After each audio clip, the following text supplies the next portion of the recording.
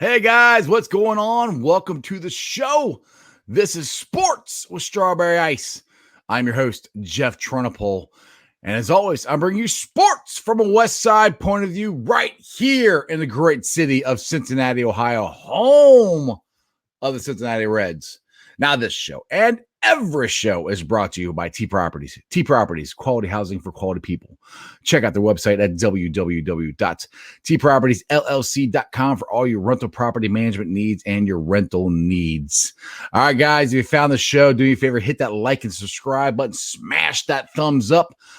I lost one. I'm down to 668 subscribers, so let's try to keep it rolling, get back up to 669, which is what I had yesterday, and try to get to 700 as fast as we can. Now, today, I'm doing a recorded show because I got stuff going on, and I can't go live today. So I apologize. I will be going live tomorrow, and we will be doing our Bengals Nation show live on Friday. But I want to start the show off with, I'm going to steal this. If you guys are here in Cincinnati, and you know 700 WLW's sports talk host, Lance McAllister, had a very good analogy about Zac Taylor and the Bengals and the players that don't seem that happy. You know, most of the players, actually all of the players who have voiced their opinion of how they don't like their role and how things are going, are all Marvin's guys. None of the new guys are saying a word. Now, none of them are coming to Zach's defense, but none of them are complaining either. So, Lance brought it up. I don't know if you guys remember one of the best movies ever, one of my favorite movies, called Hoosiers. And it's about this coach who went to Indiana, and, you know, they're all set in their ways, and we do things a certain way here, and this is the way it goes. And he was different, and they didn't like it. So he kept trying to run his system. And finally, one game, the one kid just decided to not listen and shoot and do it on his own because he wanted 5 passes. How many passes? 5. 5 passes before they shot the ball. That was one that he wanted them to do. Well, this kid just started shooting, and he was draining them. They were going in, crowds going nuts and everything. Finally, Gene Hackman, the coach, got sick of it and benched him and told him to sit down. So later on in the game, another guy fouls out. So you need 5 guys to play. They only got 4. So the guy who got benched starts running off the bench, taking the warm-up off like he's going to check himself in the game. Gene Hackman looks at him going, "Hey, where do you think you're going?" He goes, "I'm going to check in." He goes, "Sit down." "But we need 5. He goes, "Sit down." So the ref comes over. "Hey, coach, we need 5 to play." He goes, "My team's out on the court." That whole thing I thought it was a good analogy as far as what Zac Taylor, I think, is facing and what he's trying to accomplish. I mean, Carlos Dunlap even said it. Who is he to interfere with Zac Taylor's vision of what he wants or thinks the Bengals need to look like? And I'm going to put it to you this way. Zac Taylor's job is on the line. I mean, they've won 1 game. He's won 3 games in a year and a half, basically, with the Bengals. So if he doesn't start getting it turned around, he's more than likely going to be fired. So don't you think if he really believed or he really saw something from Geno Atkins and Carlos Dunlap and all these other guys, saw something in them that makes him think they need to play more to help him win, don't you think he would do it? Now, I'm not defending Zach, but like Gene Hackman said in the movie, he goes, "I only know how to coach one way." And Zac Taylor might be the same way. He only knows how to coach one way, and you got to kind of fall in line and do it his way. It had the same problem with Corey Glenn last year. He got in a fight or whatever and had that whole debacle of last year where they sent him home, suspended him, and then after that, he came back and played okay, and the offensive line got better. So I'm not saying Zach's right. I'm not saying the Bengals players are right. I'm just saying this is a good analogy, I think, of what the Bengals and Zac Taylor are going through with the old way and Zach's way, And right now, the Bengal players have to fall into Zach's way because he's the head coach. And like I said, if he didn't think what he was doing was going to work, then he would change. And a couple things that Zac has said, he keeps saying, don't panic. We got to keep doing the same stuff, which he's right. You don't, bad things happen when you start doing things out of the ordinary. Now, I don't agree with playing zone on third down every time. I don't agree with that. That's got to change, in my opinion. But as far as the coaching and his play calling, I guess his play calling to me in Indy was fine, except for that stupid, halfback dive. That was dumb. Like, that wasn't a very good play call. But the rest of them, I think, were fine.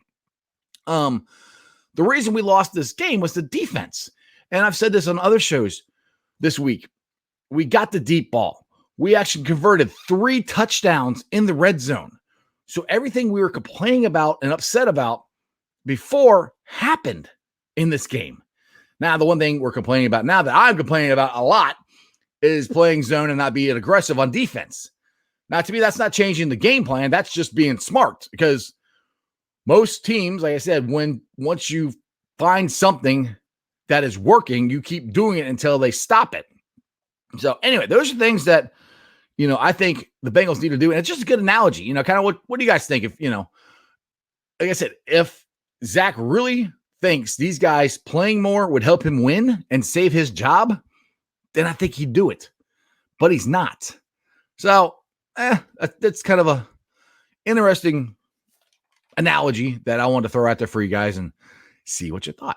Now, this is something I did not get a chance to get to on yesterday's show, because everybody wants to talk about the Bengals, which is fine. We can talk about the Bengals. But I love my Bearcats, and we missed them last week because of the COVID-19. Had players out that we couldn't play. And that game was against Tulsa, and has been rescheduled for December 3rd or 5th. I can't remember which. But the Bearcats are back at it this week. Now, the Bearcats are coming off, like I said, back-to-back weeks of being off. The 9/10 University of Cincinnati Bearcats football team, depending on which poll you look at, heads out on the road for the first time, because they're supposed to be the first time last week, but they're going on the road actually for the first time in 2020, traveling to Dallas to face the number 16 SMU on Saturday. Now, the cool thing, it's at 9 o'clock. It's in prime time. It's on ESPN2. So this is a time for UC to shine. National audience will be seeing them.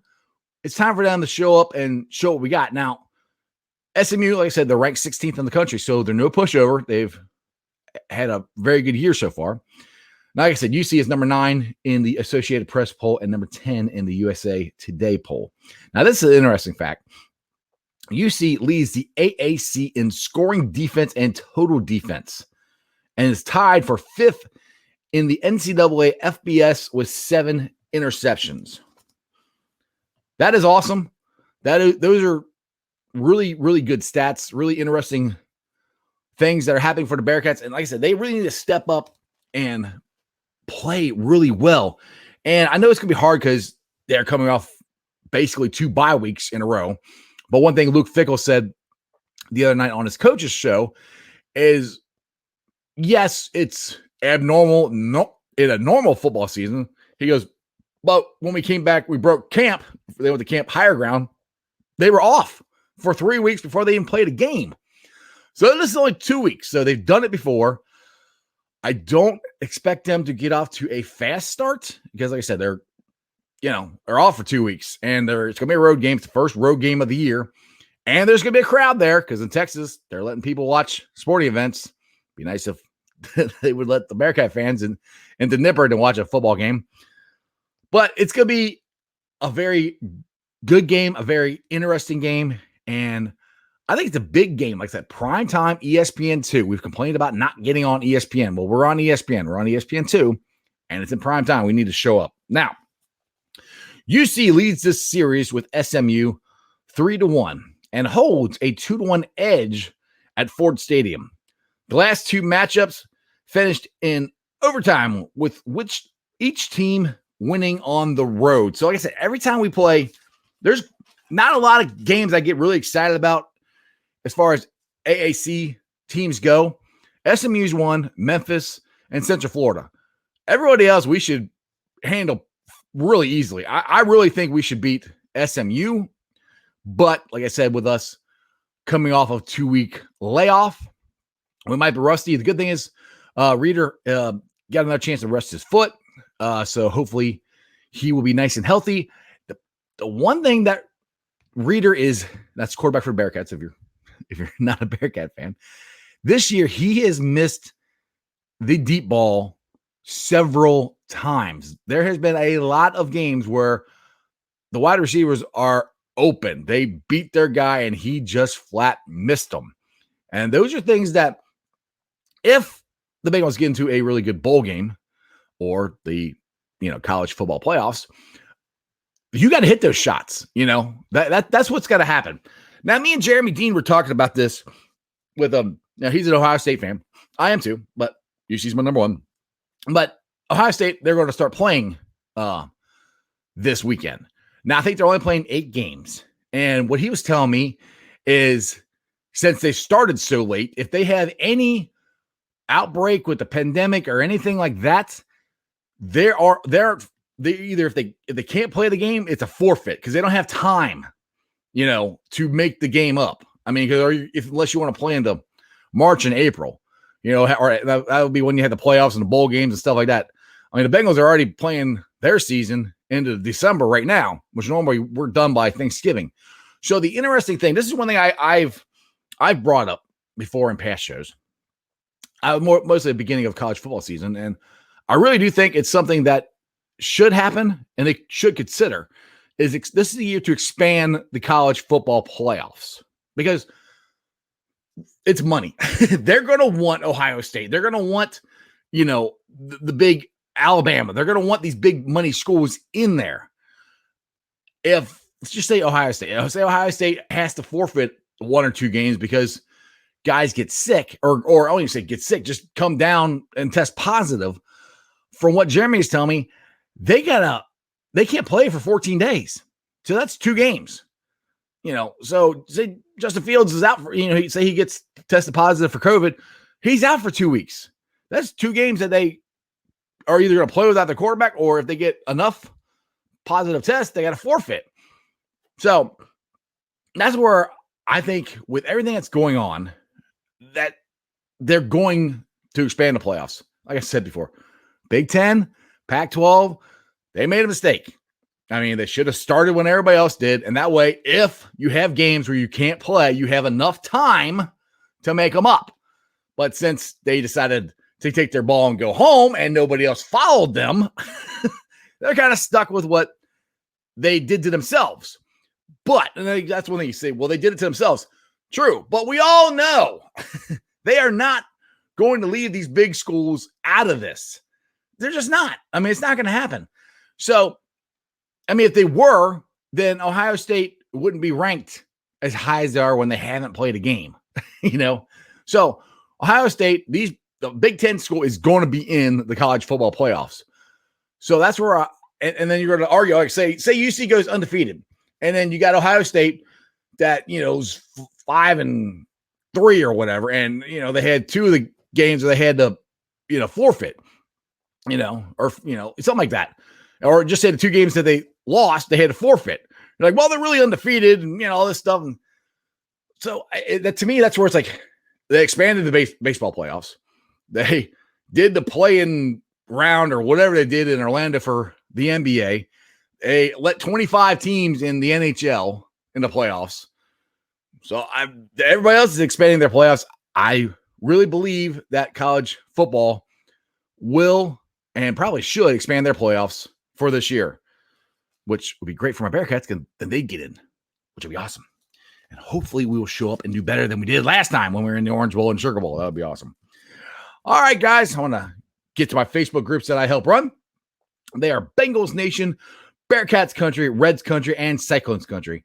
And I ask you to follow me on all my social media platforms. That's under Sports with Strawberry Ice. I'm on Facebook, Twitter, and Instagram. And this is a YouTube show. I'm up to 668. Actually down. I lost one. Like I said, 668 subscribers. If you find the show, if it's on Bengals Nation, Bearcats Country, Reds Country, my Facebook page, my Twitter, whatever I put it on, do me a favor. go to the YouTube channel and subscribe to my Sports Strawberry Ice channel. And every time I go live or I do a recorded show like this, you get notified and you can watch. And if for some reason you can't watch it, I put it on a podcast.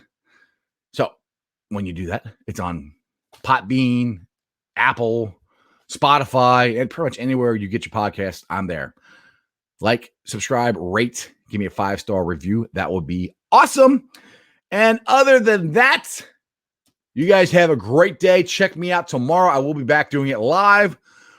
We're going live again Friday with my boys, Jeremy and Mike from Bengals Nation. We'll be previewing the Browns game. And if it's brown, flush it down. And other than that, see, I'm doing it live and I still forgot I got to end it. Other than that, that's just sports, baby. See ya.